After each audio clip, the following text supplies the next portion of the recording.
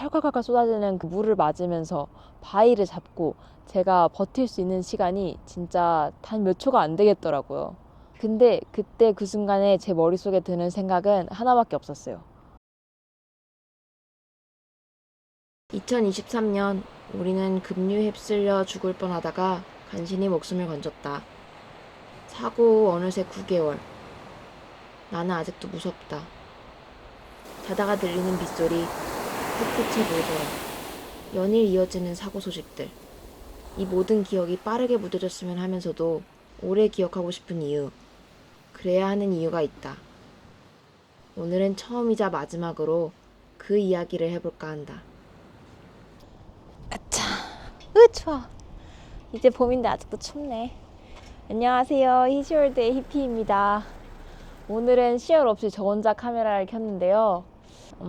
출국 전에 사고에 대해서 못다한 이야기를 한 번쯤은 하고 넘어가고 싶었거든요. 근데 시월이랑 같이 이야기하면 진솔하게 이야기하기가 좀 어려운 부분도 있을 것 같아서 혼자 카메라를 켰어요. 처음 보시는 분들을 위해서 설명하자면 저희는 2023년에 세계 여행을 하던 중에 급류에 휩쓸려서 사고를 당했고요. 당시 가진 걸 전부 잃고 목숨만 건져서 나왔어요. 사실 여행 중 사고라는 게 언제든지 발생할 수 있는 일인데도 불구하고 사고 당한 사람들의 이야기를 들을 수 있는 곳이 별로 없다는 생각이 들더라고요.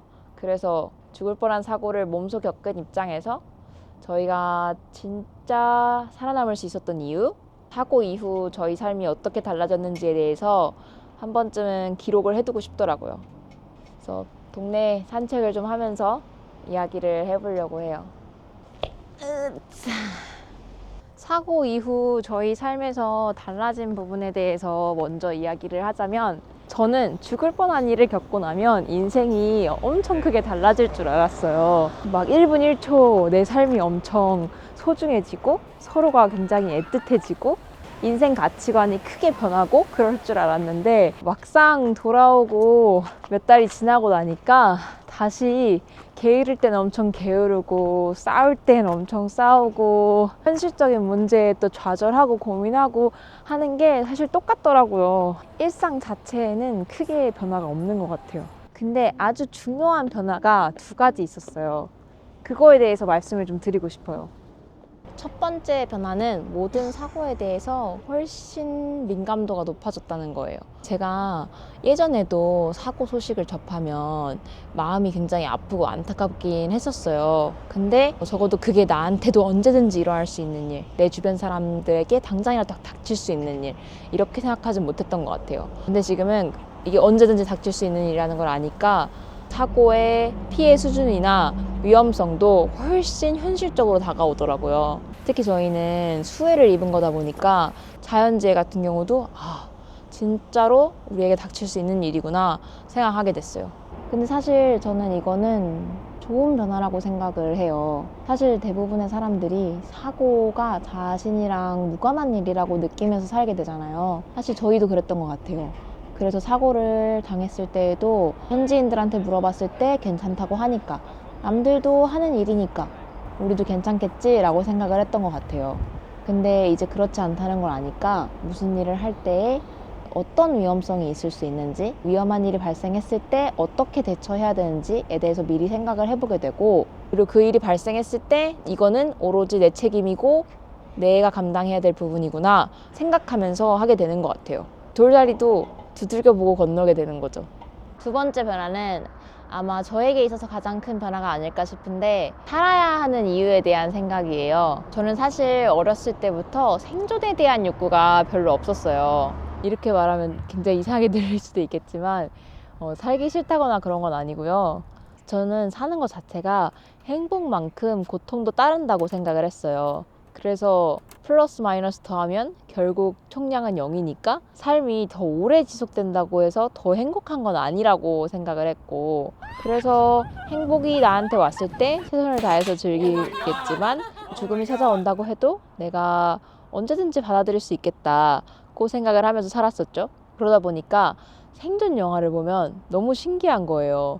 거기에서는 사람들이 어떻게든 악착같이 살아내려고 애쓰잖아요.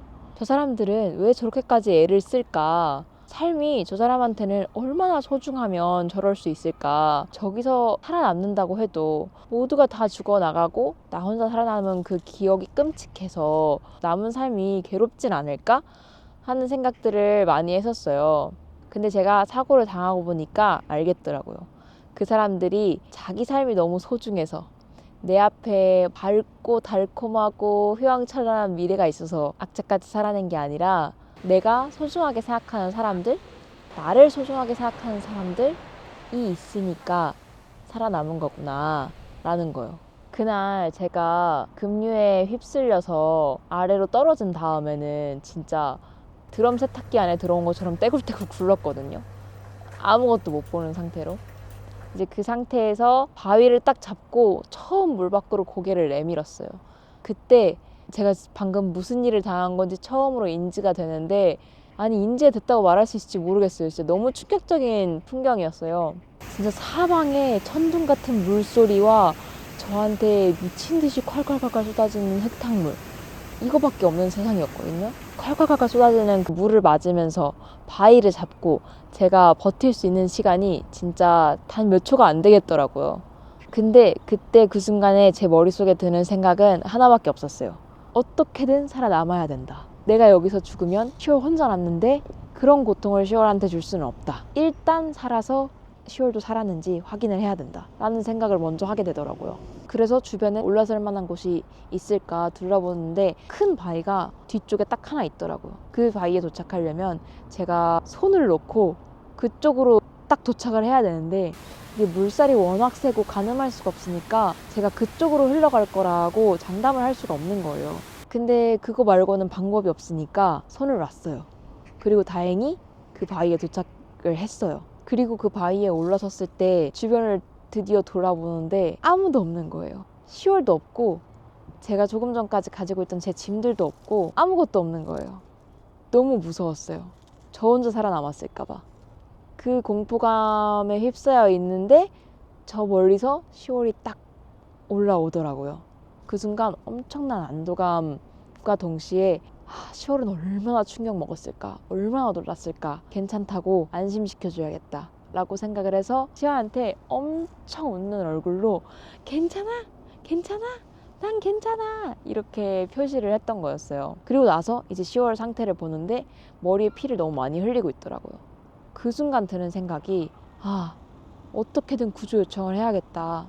내가 지금 구조 요청을 하지 않으면 시월은 위험할 수도 있겠다. 그래서 어떻게든 그 물 밖으로 탈출을 해야겠더라고요. 그때 저도 다쳐서 다리가 엄청 후들거리는 상태였는데 그 상태로 다른 바위로 뛰고 저희가 떨어졌던 그 절벽을 붙잡고 기어 올라서 도로까지 갔어요. 그리고 구조 요청을 했죠. 지금 생각해보면 그런 행동을 내 목숨 살리자고는 못했을 것 같아요. 근데 시호를 살려야겠다라는 생각을 하니까 그게 되더라고요. 거기서 이제 헬기를 타고 병원으로 이송돼서 검사 다 받고 다시 만났을 때 저희가 서로에게 가장 많이 한 말은 고마워, 살아줘서 고마워였어요.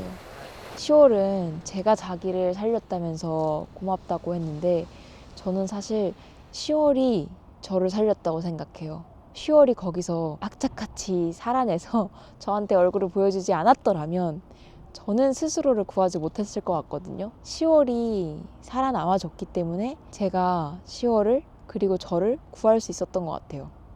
그 사고 이후 제가 정말 크게 깨닫게 된 건 시월이랑 함께 하는 한 나는 어떻게든 살아남으려고 하겠구나. 내가 죽었을 때 슬퍼할 나의 가족, 나의 친구들, 내 소중한 사람들이 있는 한 나는 어떻게든 살려고 노력하겠구나를 깨닫게 됐어요. 아마 책임져야 할 가족, 사랑하는 사람들이 있는 분들이시라면 많이 공감하시지 않을까 싶어요. 그리고 한 가지 더 크게 느낀 게 있는데요. 저희가 정말 목숨을 잃을 뻔한 사고를 겪고도 사람들이 다 살아나온 게 기적이라고 하는 그런 사고를 겪고도 큰 트라우마나 두려움 없이 일상생활이 가능한 이유는 일단 저희가 그 전까지 여행하면서 느꼈던 즐거움이나 행복이 너무 크고요. 그리고 제가 사고를 당한 이후에 온 마음으로 나서줬던 사람들에 대한 감사함, 이 두 가지가 마음 깊이 남아서 저희 상처에 금방 새살이 돋게 해주지 않았나 싶어요. 제가 앞서 사고로 인한 기억을 빨리 잊고 싶으면서도 오래 기억하고 싶은 이유, 그래야 하는 이유가 있다고 했는데 그게 이것 때문이에요. 살아남았다는 감사함, 그리고 저희를 도와주고 응원해주신 모두에 대한 감사함, 이거를 제가 오래오래 기억하고 싶어요.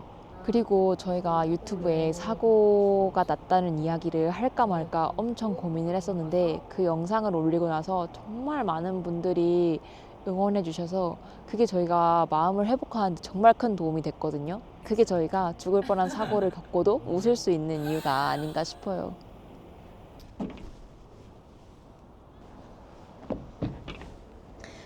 저희 진심으로 걱정해 주시고 응원해 주시는 분들이 많다는 거 알고 있어요. 그러니까 앞으로는 히시월드에 좋은 소식만 올릴 수 있게 저희가 노력할게요. 저희 앞으로도 하고 싶은 거, 가고 싶은 곳이 너무 많거든요. 꿈이 많은 히시월드의 2024년 여행 기대해 주시고요. 오늘 저희 영상 보신 분들에게 진심으로 행복과 건강 기원할게요. 다음 여행에서 만나요.